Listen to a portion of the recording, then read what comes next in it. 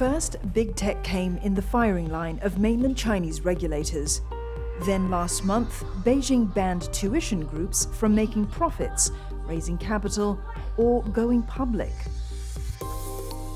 The market was quite shocked at how severe that the policies that came out were. It was basically essentially making any sort of tuition related to the official curriculum nonprofit, right?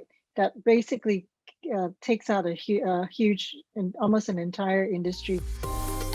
Market watchers acknowledge that China is actually trying to lower the costs of education and improve social equality.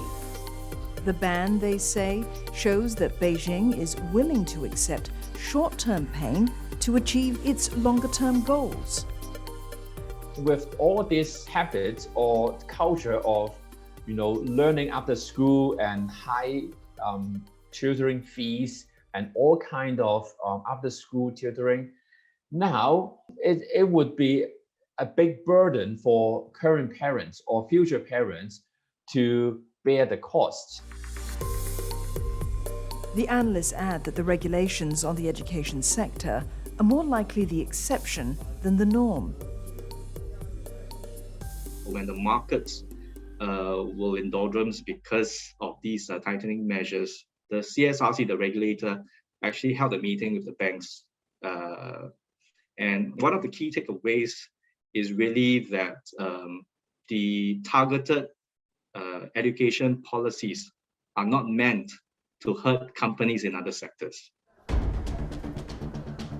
But with $1 trillion wiped off Chinese stocks in a 3-day rout, investors will need time to be convinced about the policy intentions of the Chinese government. For now, the market is wondering who will be next in the regulator's sights. We have a lot of middle-class people in China right now. So the demand for this kind of healthcare, medical care would be more. If these kind of companies are making big profits, I think they might face the same kind of regulations that they will have to give up some of their profit in order to lower the costs. Besides education and healthcare, property is the other sector that is important in meeting the government's social equality goals. The intention is to ensure that property remains affordable for the masses. These are the key things so that the government can solve the demand problems, which these developers will develop more. And then they will limit them to buy more lands so that the land prices will not go up that much. And they also limit their debts so that the property stocks will be safer in the long run. The 3 red lines policy to rein in debt is already causing some strain among property developers, including China Evergrande Group. The regulatory changes in mainland China continue to be a work in progress. We think that a lot of these policy risks, these regulations, I think once the broad policy has been established, it should just be fine-tuning going forward, and hopefully that would reduce some of these huge, reactions that we've been seeing in the marketplace. So until a broad rules-based framework is established, market watchers say that the market reaction will be very sensitive and volatile. Hence, Chinese equities are more suitable for investors who are willing and able to hold stocks over a longer period of time.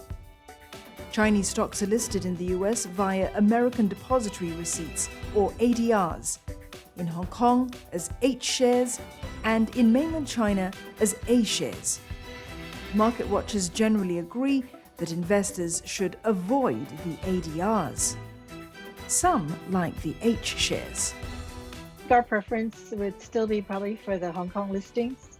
Although I think there are some very good A shares that are not available on Hong Kong, except maybe on Stock Connect. The Hong Kong H shares tend to trade at a discount if there is a dual listing.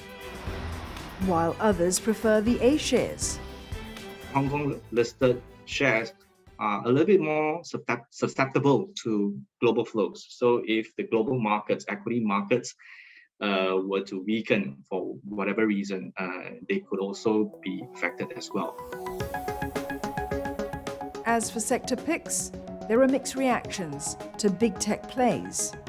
They may actually see it as an opportunity to pick up very solid companies with strong competitive positions still. So we're talking about Tencent and Baba, for example, whose share prices have come down to much more attractive levels. We think they are trading below our at attractive levels, below our fair value. I think now the technology stocks, the valuations are close to that, just that we have not seen the bottom of all the political or regulatory risks yet. So I would say there is still some time for these stocks to trade on the low end. My prediction would be till the end of the year, maybe.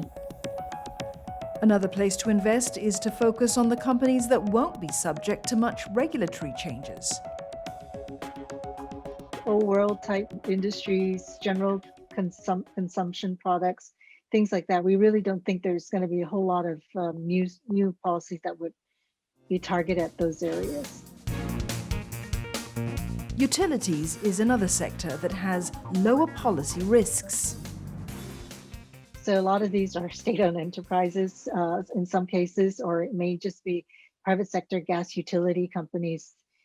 This is an industry that's already highly regulated. Pricing is monitored. And it's also a segment that I think is not not an exceptional burden to most consumers at this stage because of the pricing regulations. We tend to like China gas for that in that sense. One final place to put their money is in sectors seen as important by the Chinese government. Some of the long-term policy objectives of the Chinese government is really one to ensure technology independence or self-reliance. So that could relate to some of the semiconductor related industries. You also have the Chinese government pushing for greener solutions. So companies or businesses that can help China achieve that green objective, I think, will be favored as well.